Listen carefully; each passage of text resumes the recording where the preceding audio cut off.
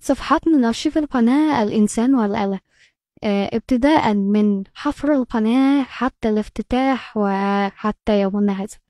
هنشوف الدور الجانب الفرنساوي والدور الإشراف ودور المراقبة، ونشوف الجانب المصري بدور التنفيذ والمشاق اللي كان بيواجهها من أصغر مهنة إلى أكبر مهنة كان بيقوم بيها الجانب المصري.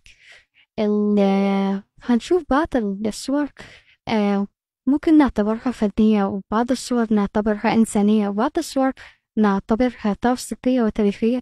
ده القطرة اللي كانوا بيحملوا فيها الطمي على أساس ينقلوه بعيد عن مجرى القناة. طبيعي كان في حجر صحي، بس اختلاف المعاملة الإنسانية بين الجانب الفرنسي أو الجانب الأجنبي والجانب المصري كان كبير. يعني الفرنساويين كانوا قاعدين في فيلل، المصريين كانوا قاعدين في مخيمات.